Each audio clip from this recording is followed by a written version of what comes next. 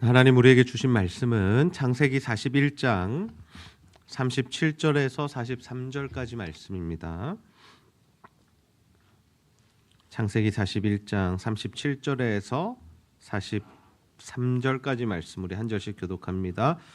바로와 그의 모든 신하가 이 일을 좋게 여긴지라. 바로가 그의 신하들에게 이르되 이와 같이 하나님의 영에 감동된 사람을 우리가 어찌 찾을 수 있으리요 하고 요셉에게 이르되 하나님이 모든 것을 내게 보이셨으니 너와 같이 명철하고 지혜 있는 자가 없도다. 너는 내 집을 다스리라. 내 백성이 다 내 명령에 복종하리니 내가 너보다 높은 것은 내 왕자뿐이니라. 바로가 또 요셉에게 이르되 내가 너를 애굽 온 땅의 총리가 되게 하노라 하고 자기의 인장 반지를 빼어 요셉의 손에 끼우고 그에게 세마포 옷을 입히고 금사슬을 목에 걸고 함께 읽습니다. 자기에게 있는 버금 수레에 그를 태우매 우리가 우리가 그의 앞에서 소리 지르기를 엎드리라 하더라.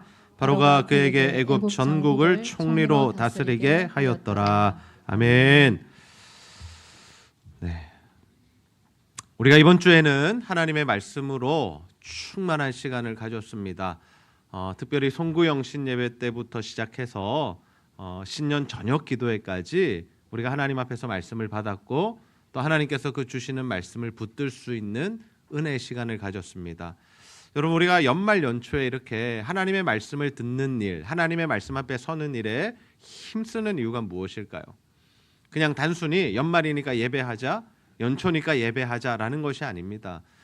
우리가 그 하나님의 말씀을 받을 때에 우리가 그 하나님의 말씀의 인도함을 받기 때문에 그래서 우리가 이 하나님의 말씀을 정말 귀하게 받아야 하고 이 말씀을 나에게 주시는 말씀으로 받을 때 정말 우리의 삶 가운데 하나님의 역사가 일어나게 되는 줄로 믿습니다. 그래서 오늘도 우리가 신년 감사 예배로 모였는데 하나님께서 우리에게 주시는 이 말씀을 통해서 정말 하나님 나에게 말씀하시는 개인적으로 주시는 이 음성으로 들으시고 그 말씀을 따라 올 한 해를 살아가셔서 하나님 주시는 복이 저와 여러분의 삶 가운데 또 가정 가운데 직장과 교회 가운데 일어나기를 주님의 이름으로 축복합니다.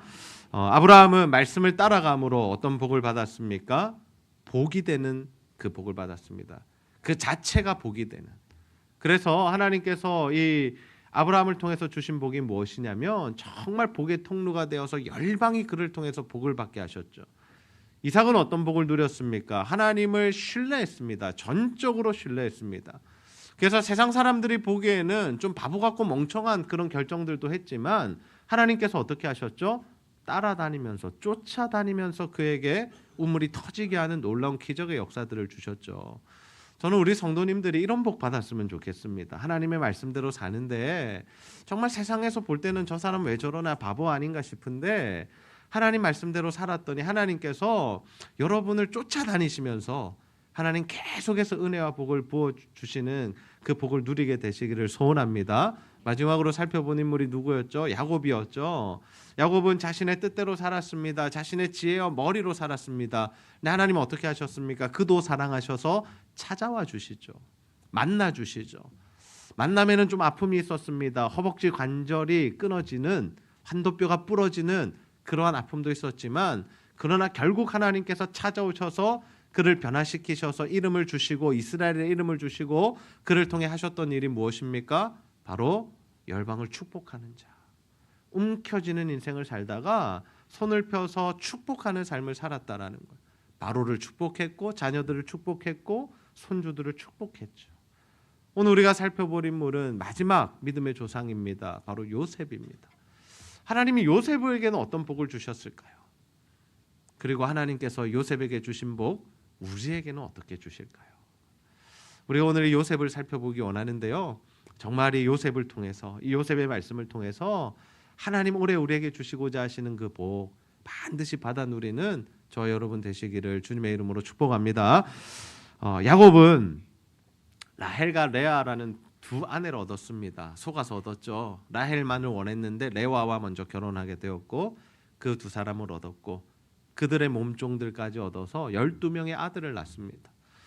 그런데 야곱이 참 계속해서 좀 못난 인생을 살아가요. 어떤 인생을 살았냐면 모든 아들을 동일하게 사랑하지 않고 누구를 특별히 사랑했냐면 자신이 사랑했던 여인의 아들들을 사랑했어요. 그러니까 그 두 사람이 누구냐면 요셉과 베냐민이거든요. 특별히 이제 베냐민은 굉장히 어렸으니까 누구를 너무 사랑했냐면 요셉을 너무 사랑하는 거예요. 그래서 요셉에게는 채색 옷을 입혔다라고 이야기를 하거든요. 여러분 채색 옷이 뭐냐면 뭐 단순히 명품 옷 입혔다. 다른 아이들은 그냥 10,000원짜리 5,000원짜리 옷 입혔는데 요셉은 10만 원짜리 50만 원짜리 100만 원짜리 옷 입혔다 이 정도가 아니라요. 이 채색 옷이 가지는 의미가 뭐냐면 관리자, 통치자의 의미가 있습니다. 자, 그러니까 이 지금 아버지 야곱이 그 요셉을 향한 사랑이 얼마나 큰지 아시겠죠? 형들에 비해서 서열도 낮은데 그럼에도 불구하고 이 요셉을 너무 사랑했다라는 거예요. 근데 또 요셉이 또 형들에게 미움받을 만한 짓을 합니다. 어떤 짓을 해요? 자신이 꾼 꿈 이야기를 해요. 물론 그 꿈은 하나님 주신 겁니다. 개꿈도 아니고요. 그냥 아무런 의미가 없는 꿈이 아니었어요. 하나님께서 2번에 걸쳐서 꿈을 꾸게 하셨는데 첫 번째 꿈은 뭐냐면 형들의 곡식단이 자신의 곡식단에게 절하는 그 꿈을 꿉니다. 그러면 이거 그냥 조용히 아버지한테나 이야기하든지 혼자 품고 있어야 되는데 요셉이 또 어떻게 해서 형들과 아버지 앞에서 막 꿈 이야기를 하는 거예요. 아버지, 형들이여, 내가 꿈을 꿨습니다. 형들의 곡식단이 볕단이 나에게 절하더이다. 이러니까 형들이 들으면 어때요? 야, 그래, 네가 큰 인물이 되겠구나. 네가 우리 가정을 먹여 살리겠구나. 이러겠습니까? 아니면 속으로 어떻게 하겠어요? 야, 저거 봐라, 또 잘난 척한다. 저거 어째 뿌고 한 대 패 뿌까? 화장실 한번 끌고 갈까? 막 이런 생각을 하는 거죠. 근데 두 번째 꿈을 또 이야기해. 어떤 꿈? 해와 달과 별들이 자신의 별에게 절했다는 거예요. 해와 달까지는 뭐예요? 이제 아버지 어머니까지 언급하는 거예요. 그러니까 형들의 이 분노가 차고 있는데 그때 또 아버지가 어떤 심부름 시켰냐면 야, 니네 형들 어디 있냐? 잘하고 있는가 보고 와 하면서 형들이 양치는 곳에 아들을 보냅니다. 여기서 사건이 벌어지죠. 어떤 사건이에요? 형들이 저기 봐라, 꿈꾸는 자가 오네. 여러분 좋은 표현 아닙니다. 꿈꾸는 자가 오네. 야, 죽여버리자. 그래서 그들이 손에 피를 묻힐 수는 없으니까 어떻게 구덩이에 빠뜨려 버린, 물이 없는 구덩이에 빠뜨려서 거기서 못 올라오고 그냥 굶어 죽게 하려는 게 형들의 마음이었어요. 근데 잠시 큰형이 르우벤이 자리를 비운 사이에 이 상인들이 지나갈 때 유다가 생각한 게 뭐냐면 야, 형제들아, 그래도 우리가 이 한 형제인데 죽여서야 되겠냐. 그냥 종으로 팔아버리고 아버지한테는 죽었다 하자. 그래서 막 이렇게 짐승의 피를 묻히고 옷은 찢어버리고 아버지에게는 거짓 보고를 하고 우리가 이걸 들여서 발견했다 거짓 보고를 하고 팔아 넘겼다라는 거예요. 그래서 요셉이 가게 된 곳이 어디냐면 그 당시 이집트 애굽이라는 나라에 팔려가게 됩니다. 이 애굽이라는 나라에 팔려가서 친위 대장, 바로의 친위 대장이었던 보디발의 집에 노예로 팔려가게 돼요. 자, 노예로 팔려갔습니다. 그러면 여러분 인생이 무너진 거 아닙니까? 아버지를 이제 볼 수 없고 형들에게 팔려서 왔고. 그러면 여러분 우리 같으면 이런 상황을 만나면 어떻게 할까요? 그냥 너무 우울해서 힘들어서 그냥 죽고자 하지 않았을까요? 야, 이제 인생 살 거 없다. 여기 말도 안 통하는데 이런 데 와가지고 내가 이런 데서 살 수 없다. 그냥 굶어 죽자. 일하다 죽자. 그렇게 대충 살지 않았을까요? 근데 요셉은 그러지 않았다라는 거예요. 요셉은 어떻게 살았냐? 그곳에서 정말 성실하고 정직하게 살았다라는 거예요. 그렇게 살아가니까 하나님께서 그에게 어떤 복을 주세요? 그가 그 가정에, 보디발의 가정에 총무가 되게 하셨다라는 거예요. 여러분, 이방인 출신의 종놈이 그 집안의 모든 것들을 관장하고 다스리는 총무가 되는 거 쉬운 일일까요? 어려운 일일까요? 어려운 일이에요. 절대로 있을 수 없는 일이에요. 근데 그만큼 보디발이 보기에 신뢰할 만했고 자신의 모든 것들을 맡겨도 그 사람은 절대 사고칠 사람 아니고 나쁜 짓 할 사람 아니고 나에게 이익을 주는 사람이야 라고 생각하고 그것을 맡겼다라는 겁니다. 여러분, 여기서 우리가 잘 생각해야 돼요. 여러분, 우리가 인생을 살아가면서 때로는 나는 정말 더 멋진 사람인데, 나는 조금 더 큰 일을 할 수 있는 사람인데 왜 내게는 이것만큼 맡겨주지 않느냐라는 불만이 쌓일 때가 있습니다. 직장 생활을 해도 그렇고요, 가정 생활을 해도 그렇고요, 신앙 생활을 해도 그렇습니다. 그런데요, 하나님께서는 어떤 분이시냐면요, 작은 일에 충성하는 자에게 큰 일을 맡기시는 분이심을 믿으시기를 바랍니다. 여러분, 우리에게 맡겨진 일이 작은 일이 아니라는 거예요. 하나님께서 우리에게 어떠한 일을 맡기실 때는 우리가 어떻게 그 일을 감당하는가, 어떤 태도로 그 사역을 감당하는가를 하나님께서 다 보고 계시다라는 거예요. 하나님께서 처음부터 큰 것 맡겨주시면 얼마나 좋아요. 처음부터 사장 맡겨주시면 얼마나 좋아요. 처음부터 뭐 엄청난 일들을 맡기시고 엄청난 위치에 올리시면 얼마나 좋습니까? 그런데 하나님 그렇게 하지 않으세요. 처음부터 시작하게 하시는, 밑바닥부터 시작하게 하시는 거예요. 작은 것부터 섬기게 하시고요. 정말 그것부터 배우게 하시는 그 시간들이 우리 안에 있다라는 겁니다. 요셉이 그런 삶을 살았습니다. 그런데 또 누가 유혹을 하냐면 보디발의 아내가 그를 유혹해요. 얼마나 일을 잘하고 멋지고 했으면 또 유혹을 하겠어요. 근데 그 유혹이 들어올 때 요셉이 어떻게 했습니까? 거절했습니다. 그럴 수 없어요. 주인이 나에게 맡긴 것이 다 맡겼고 당신만을 내가 이 손대지 못하는 것이 주인이 나에게 모든 권한을 준 일이다. 왜? 아내니까. 그런데 당신이 이렇게 나한테 하시면 안 된다. 여러 번 이야기했는데 어때요? 끝까지 유혹하는 거예요. 그러자 이 요셉이 어떻게 하냐면요, 그 여인이 이제 막 손을 잡고 막 옷을 끌고 이럴 때에 그냥 넘어가지 않고 어떻게 하냐면 도망을 쳐버려요. 그러면서 이런 고백을 합니다. 39장 9절 말씀, 창세기 39장 9절 말씀 우리 함께 한번 읽어볼까요? 시작. 이 집에는 나보다 큰 이가 없으며 주인이 아무것도 내게 금하지 아니하였어도 금한 것은 당신뿐이니 당신은 그의 아내임이라. 그런즉 내가 어찌 이 큰 악을 행하여 하나님께 죄를 지으리이까. 아멘. 아멘. 어떤 이야기 하는 거예요? 내가 모든 것을 받았지만, 모든 권한을 가졌지만, 모든 키를 쥐고 있지만 당신만큼은 내가 안 됩니다. 그리고 이 일은 하나님 보시기에 악한 일입니다. 내가 하나님 앞에서 어떻게 큰 악을 행하겠습니까? 요셉은 어떤 인생을 살았을까요? 그냥 높이 올라가기 위해서 노력하는 인생을 살았습니까? 성공하기 위해서 애쓰는 삶을 살았습니까? 그렇지 않습니다. 요셉은 어떤 삶을 살았냐면 하나님 앞에서 정직하고 성실한 삶을 살았던 겁니다. 그래서 이런 성적인 유혹이 와도 어떻게 하는 거예요? 하나님 앞에서 평가하는 거예요. 하나님 보시기에 이건 너무나 큰 악이라는 거예요. 내가 나의 가진 힘으로 모든 것을 할 수 있다 할지라도 하나님께서 이것을 기뻐하시지 않기 때문에 내가 이것을 하지 않겠습니다라고 고백하면서 도망을 쳤던 것이 요셉의 인생이라는 거죠. 여러분, 우리가 이 훈련을 해야 합니다. 하나님 앞에서 살아가야 해요. 그거를 라틴어로 코람데오라고 하는데요. 이것이 어디에 붙어 있냐면 고신대학교 신학교 딱 앞에 붙어 있습니다. 코람데오, 하나님 앞에서. 근데 이게 고신대학생들만의 문제가 아니라는 거예요. 그리스도인 우리들, 하나님을 믿는 하나님의 백성들이 언제나 누구를 의식하면서 살아가야 되냐면 하나님을 의식하면서 살아가야 한다는 거예요. 하루를 살아도 하나님을 의식해야 되고, 청소를 한번 하더라도 하나님을 의식해야 되고, 붕어빵 전도를 하더라도 하나님을 의식해야 되고, 가정생활을 하더라도 하나님 의식을 하셔야 되고요. 셀 모임을 하시더라도 가정생활 모든 이 삶의 영역 가운데 우리가 해야 될 것이 뭐냐면 하나님을 의식하는 훈련들을 하셔야 된다. 하나님 다 듣고 계신다. 하나님 다 보고 계신다. 하나님이 그냥 옆에서 보고 계시고 옆에서 듣고 계신 게 아니라 하나님, 성령 하나님 어디에 계세요, 여러분? 어디에 계세요 지금? 우리 안에 계시잖아요. 우리 안에. 하나님이 우리 안에 계시면요, 우리가 하는 거 다 보시는 거예요. 생각하는 거 다 보는 거예요. 우리가 어떤 유튜브 보는지 하나님 다 보고 계세요. 사람들 만나서 어떤 이야기 하는지 하나님 다 듣고 계시고요. 하나님, 우리가 어떤 마음으로 교회에 와서 신앙생활 하는지, 예배 드리고 있는지, 봉사하는지 하나님 다 보고 계시다고, 알고 계신다고. 하나님 우리 중심을 아시니까요. 요셉은 그런 사람이었어요. 하나님 안에서 살아가는 사람들. 근데 우리는 기대하잖아요. 이런 결단을 하고 이런 멋진 신앙의 모습을 보이면 하나님께서 높여주실 것을 기대하잖아요. 요셉은 어떻게 됐는지 아세요? 더 거꾸라집니다. 어디로 가요? 감옥으로 갑니다. 여러분, 이만하면 인생 포기할 만하지 않을까요?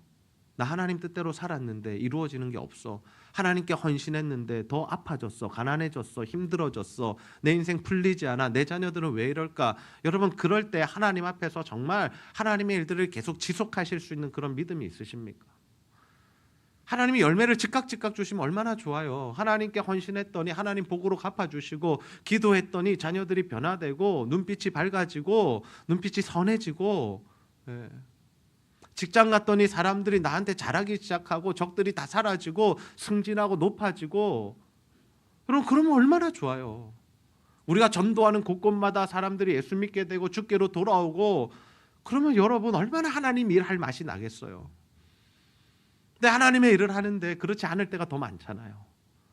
열심히 했는데 오해받고 상처받고 사람들에게 욕 얻어먹고, 직장에 갔더니 은혜 받고 직장 갔더니 더 악한 사람들이 나를 더 힘들게 하고 모함하고 어렵게 할 때, 은혜 받고 갔는데 자녀들이 막 자꾸 공격하고 배우자가 공격하고, 그 심정에 저 사람이 마귀인가 사탄인가 막 고민하는 그런 때가 우리 안에 있지 않습니까? 근데 그때 요셉이 어떻게 했는지를 보셔야 돼요. 그때 감옥 가서 나 죽을란다 목 매달고 죽었습니까? 아니요. 그는 그 인생이 완전히 밑바닥으로 추락한 그때에 어떻게 해요? 거기서도 하나님 앞에서 살았어요. 정직하고 성실하게. 그랬더니 나중에 또 뭐 하고 있는 줄 아세요? 참 요셉이 특이한 사람인데 또 거기서 죄수들 관리하는 일을 하는 거예요. 모범 뭐라 그래요? 그거를 모범 죄수라 그럽니까? 뭐라 그럽니까? 그런 사람이 돼가지고 다 이렇게 다스리고 있는. 그때 딱 만난 사람이 또 누구냐? 고위직의 사람들. 떡 맡은 관원장, 술 맡은 관원장. 이 사람들이 왕에게 뭔가 비위 거슬리게 해서 잡혀왔단 말이에요. 근데 이 사람들은 얼마나 높은 사람들이냐면 우리가 느헤미야 묵상했을 때 보셨죠. 느헤미야가 페르시아 왕의 뭐였어요? 술 맡은 관원장이었죠. 그냥 뭐 우리가 조선시대 생각하는 기미상궁 그냥 술 한잔 마셔보고 독 들었나 안 들었나 그 정도 위치가 아니라요. 정말 왕과 함께 대화하고 왕의 모사로서 또 왕의 책사로서 왕에게 조언하고 함께 이런 정책들을 펼쳐갔던 사람들이고 최측근에 있는 사람들이었어요. 정말 왕이 믿지 못하면 세울 수 없는 사람이 떡 맡은 관원장과 술 맡은 관원장인데 그들이 들어왔단 말이에요. 근데 그들이 또 동일한 밤에 또 꿈을 꾸네요. 근데 그 꿈을 어떻게 하나님께서 요셉에게 알게 하셔서 그 꿈을 해석해 줍니다. 근데 그 꿈이 그대로 이루어져요. 떡 맡은 관원장은 죽게 됐고요. 그 다음에 술 맡은 관원장은 살아납니다. 그러면 이 술 맡은 관원장이 뭘 해야 돼요?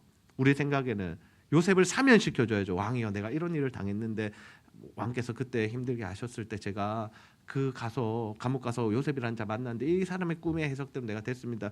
이 좀 특별 사면해 주시면 안 됩니까? 얘가 종으로 잡혀온 애인데 자기 나라 그냥 돌아가기만 해주셔도 좋을 것 같습니다. 이렇게만 해도 요셉이 얼마나 기쁘고 감사했겠어요. 근데 안 해주는 거예요. 수년이 지나도록 소식도 없는 거예요. 아무런 이야기도 없는 거예요. 묵묵히 그 자리를 지켜냅니다. 그 자리를 지켜내는데 어느 날 누가 바로가 꿈을 꿔요. 근데 그 꿈을 꾸는데 그 당시에 꿈을 해석하는 사람들, 뭐 점치는 사람들 다 나라마다 있었을 거 아니에요. 근데 그들이 아무도 해석해내지 못하는 거예요. 도저히 꿈을 풀 수가 없는 거예요. 그러자 이 술 맡은 가운데 딱 누가 생각났어요? 요셉이 생각난 거예요. 왕이여, 제가 예전에 감옥 갔을 때 이런 사람 만나서 꿈을 해석했는데 저는 살았고 그 사람은 죽었습니다. 그대로 이루어졌는데 그 사람 불러보면 어떻겠습니까? 그래서 요셉이 바로 앞에 딱 서요.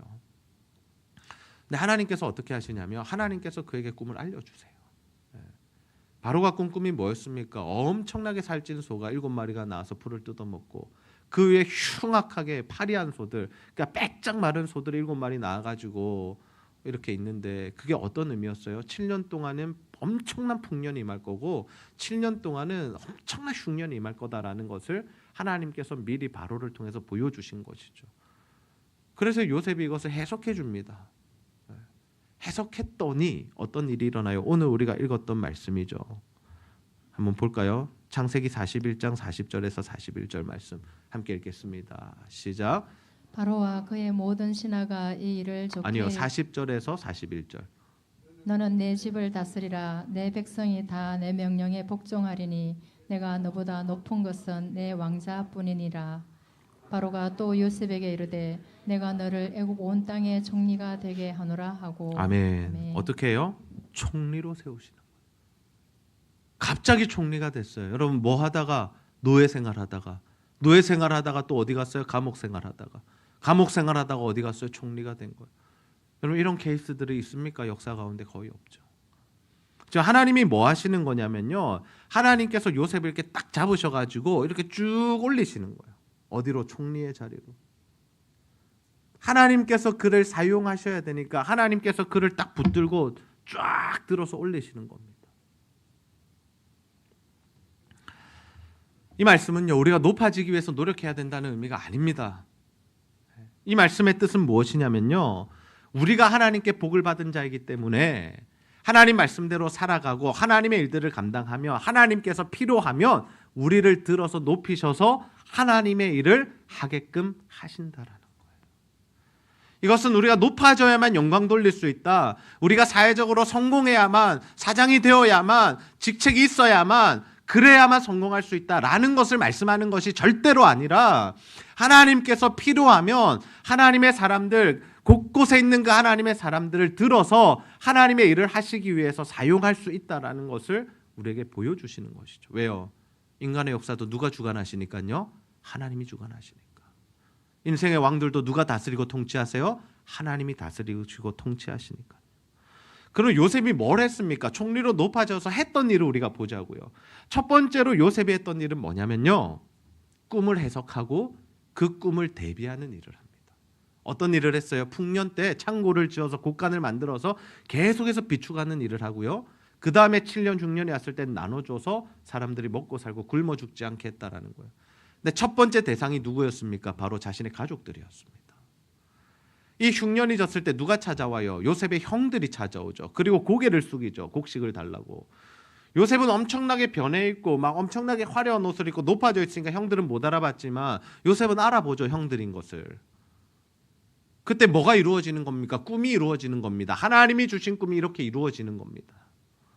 물론 형들을 시험하는 시간도 있었고, 베냐민을 잡아놨던 시간도 있었고, 유다가 자신이 목숨을 걸고 그것을 대신하겠다라고 이야기하는 모든 사건들이 있지만, 이것은 나중에 우리가 좀 더 깊이 살펴보도록 하고요. 묵상할 때 하나님께서 이 모든 과정들을 통해서 누구를 이 땅으로 인도하시냐면 야곱의 자손들, 자신들, 그게 누구예요? 70명의 가족들을 다 인도하신다라는. 뭐 때문에? 이 가족들 먹여 살리셔야 되니까. 7년 흉년은 계속 될 것인데 이 가족들이 굶어 죽으면 안 되잖아요. 왜? 누구에게 약속하셨잖아요? 아브라함에게. 뭘 주시기로요? 그 자녀들의 큰 민족을 주시기로 약속하셨잖아요. 그러니까 지금 하나님은 하나님의 약속을 이루시기 위해서 뭘 하시는 거예요? 요셉을 애굽의 총리로 세우셔서 그 가족들을 오게 하시고 그곳에서 먹고 살게 하시더라라는 겁니다. 여러분, 단순히 하나님께서 우리 가족에게 복 주시기 위해서 우리에게 구원을 베푸신 것이 아니라는 거예요. 하나님은 하나님이 하실 일이 있으시고 우리를 통해서 영광 받으셔야 되고 온 열방이 주께로 돌아와야 하기 때문에 우리에게 구원을 베푸시고 우리 가정 가운데 은혜를 베푸신 줄 믿으시기를 바랍니다. 여기까지 보실 수 있으셔야 돼요. 아, 나 구원받아서 너무 좋아, 우리 가족들 다 예수 믿었어, 교회 다녀. 여러분, 여기서 절대로 만족하시면 안 된다라는 거예요. 하나님의 더 위대하고 큰 꿈을 바라보시고 우리를 향하신 계획을 바라보시면 우리의 발걸음과 생각이 훨씬 더 멋지게 변할 수 있다라는 거예요. 두 번째, 누구를 살렸어요? 애굽 사람들 살렸어요. 여러분, 하나님의 사람이 가면요, 그 단체가, 그 직장이, 그 학교가, 그 공동체가 다 예수 믿지 않아도 상관없습니다. 하나님의 사람이 가면 그 공동체가 살아납니다. 아멘입니까? 저는 여러분이 가는 곳마다 살아나는 은혜가 있기를 주님의 이름으로 축복합니다. 사업하시는 분들 통해서 그 사업장이 살아나고, 여러분이 직장으로 있는 그 공동체가 살아나고, 여러분 장사하시는 그 동네가 또 살아나고, 여러분이 있는 그 재직하시는 그 학교나 어떤 공공단체나 기관이나 그런 곳들이 하나님의 은혜 가운데 살아나야 한다라는 거예요. 누구 때문에? 여러분 때문에, 우리 때문에. 왜요? 우리가 하나님께 복받은 자니까. 요셉 한 사람 서니까 어때요? 애굽이 전부 다 복받고 살잖아요. 애굽 전체가. 애굽뿐입니까? 그 주변의 모든 민족과 나라들이 먹고 살잖아요. 나중 되면 어때요? 자기들이 곡식 보관했던 거 다 떨어지니까 어디로 다 찾아와요? 애굽으로 찾아오죠. 그래서 요셉이 어떻게 해요? 뭐 토지를 바쳐라, 5분의 1을 바쳐라, 그러면서 그건 나눠주고 어떻게든 그들을 먹여 살리려고 애를 쓰잖아요. 그 흉년의 때에. 여러분, 우리도 마찬가지입니다. 하나님께서 우리를 어떻게 쓰시기 원하시냐면요, 구원받은 우리 하나님의 백성들이 하나님의 일을 감당할 때에 점점 영향력을 키우셔서 정말 하나님께서 원하시는 그 일들, 하나님께서 그 살려야 되고 회복시켜야 되는 그 사람들을 우리를 통해서 살려가신다라는 거예요.